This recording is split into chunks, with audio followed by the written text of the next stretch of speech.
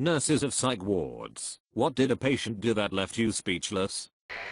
Probably the saddest was a resident I had a long time ago. This gentleman was a WW2 vet with Alzheimer's and dementia. Probably once or twice a month, he would relive some battle he was in. He would literally run up the hallway and grab you and yell at you to get down behind the sandbags. He would then tell you take his Thompson. Because it was too heavy for him, he would just use his pistol. Then he would get up and run back down the hallway. This guy was old, and seeing him run full sprint like that up and down the hallway during one of his episodes was surreal. I can't imagine having to constantly relive the worst moments of your life where you witnessed and survived the unspeakable horrors of war. One of our patients escaped the ward and managed to hitchhike all the way to Sydney, about 900 kilometers. A nurse told me one of her patients killed himself on the unit while on 1-1 suicide watch. Edit. Patient and staff were at arm's length, and patient suddenly charged the wall, smashing his head as hard as he could, breaking his neck in the process. We had a gero-psych floor. Crazy old people. One night while passing through a little old lady popped her head out her doorway and said to me, "I could sure use the company of a good-looking young man tonight. Sorry I'm not that good looking." Quick as snot on a doorknob she said, "That's okay, I can't see too well." I didn't join her, but her charisma was on point. I watched a guy try to remove rats from his rectum. Stated that his ex-girlfriend summoned them there. He ended up tearing his rectal walls to shreds. Had a catatonic guy who could play the piano like a pro, classic, jazz, ragtime, but otherwise just sat in his chair and stared. Not a nurse, pharmacist. Had one of our clozapine patients miss a monthly meeting to discuss their medication. Called around, found out she was in the ICU having eaten 2 of her own fingers, then visited her mother for coffee, still bleeding. Had a friend tell me of another patient, made a cut in his thigh and reopened it regularly until the whole thing was a scar tissue cavern, by some miracle avoiding infection. Started using his meat pocket to hold pens and coins, and anything he could collect in his ward. Nobody knew until a paperclip pierced the side, and he finally wound up with an infection that took him to ICU, where they found his stash.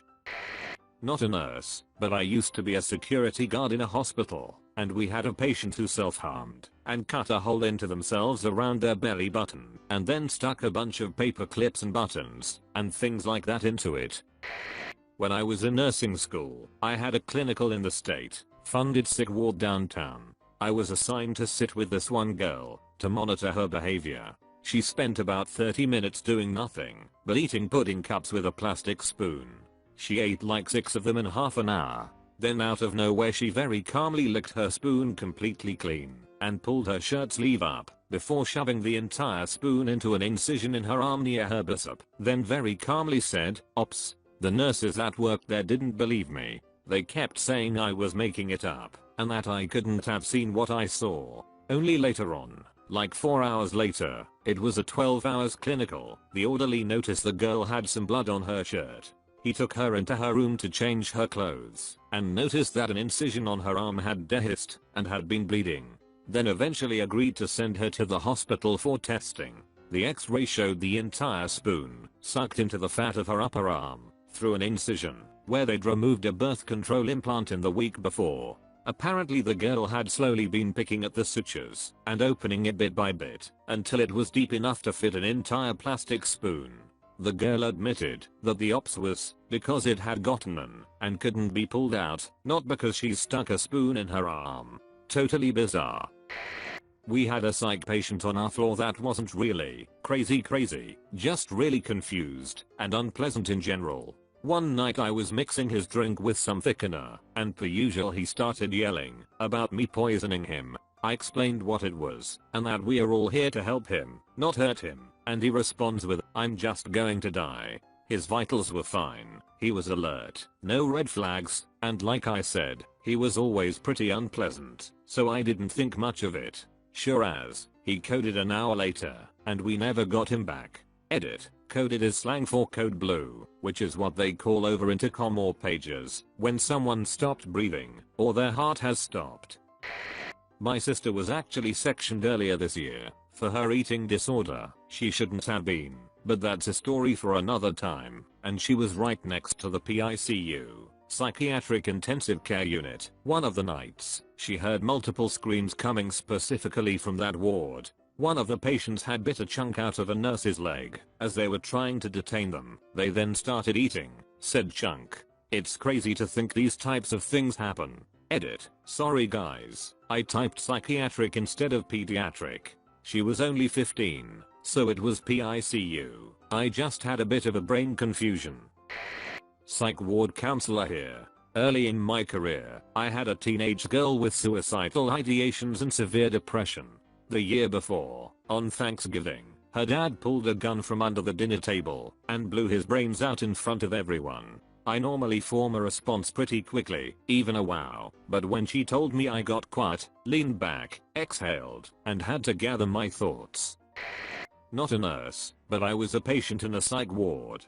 The ward was sectioned into two sides, based on case severity. I was on the less severe side. One night, an incredibly tall, somewhat muscular man escaped his room on the severe side, got through a door that was supposed to be locked, got into the less severe side, and into my room. I woke up, sat up, and saw him standing in my doorway. He asked in a shaky voice if I was alright. I hesitantly said yes, to which he responded by getting a look of terrified horror and screamed, "I knew it. You can see them too. Don't let them get you," before he was dragged away screaming by security. When I was a student, doing a placement in a maximum security unit, a serial rapist was getting meds, made a silly joke. The nurse said, "Oh, stop that." His response was, "I've heard that before."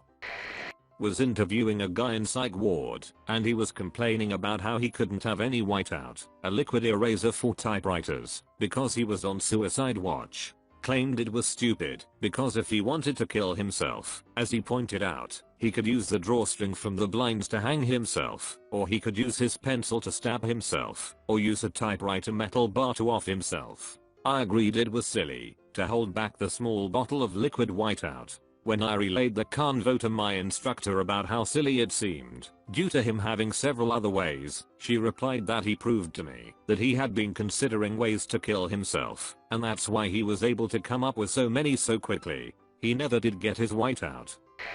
I visited a prison for a warden job, and went to see the constant surveillance guys, for their own safety etc. There was a fella there, who had used a razor to slice his stomach open, and started pulling chunks of himself out for fun. He also started using the hole, which wouldn't heal, as a hiding place. A towel was found stuffed in there, which his body had started fusing to. Apparently he was quite nice, but the whole thing wasn't for me, and I didn't go ahead with applying. Edit. For those posting r/thathup, and I suggest reading this topic and doing research on what seriously ill patients can do to themselves if you think I'd make this up. Not me, but my dad used to work in Arrowdale and J Ward, Australian Insane Asylum and Prison for the Criminally Insane, respectively, in the 70s. He used to talk about sunny days in J Ward, where they'd bring out all the inmates during a sunny day, and they'd promptly line up and start jacking off. In Arrowdale they'd deal with the jacking off problem by strapping you into cotton mittens, but a lot of the inmates would chew a hole through them just to get a finger out to jack off with. His worst story was about a psychotic woman in Arrowdale. She had self-inflicted scars all over her face from scratching herself, self-imposed bite marks all over her body from trying to eat herself, and she had the nasty habit of chewing the inside of her mouth and spitting blood at your eyes and mouth, hoping you'd catch one of the myriad of diseases she carried. I'm not a nurse, but was a patient once. Giant dude got upset. One dude changed the channel from a football game he was watching and smashed his skull with his fists. Not fully, but enough that when they brought him back a few days later he started seizing and had to be removed again. Didn't see him again. Also, there was one lady who was straight out of the movies, walking around preaching the end of days loudly and sweating like crazy.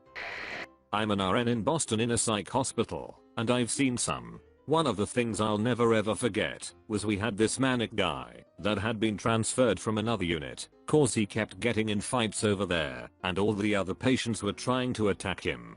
I was still working nights back then, and at about 3 AM, he came up to me and said his tooth hurt and he needed to see a dentist right away. I said I don't have a dentist for him to see, but when the doctor comes in the morning we can take a look. Gave him some Tylenol and sent him back to bed. About 5 minutes later, he came out saying it really hurt and he needed to see a dentist to pull his tooth. Again I told him there's no dentist, but maybe I can get some more pain meds. In the middle of me explaining this to him, he sticks his hand in his mouth and rips his molar out of his head and handed it to me. Blood starts pouring out of his mouth, but he didn't even seem to notice. After I clean him up and get the bleeding to stop and call the doctor to get him some Ativan, he goes, "Make sure you give me that tooth back when I leave. That's my tooth, don't try and steal it." Wild.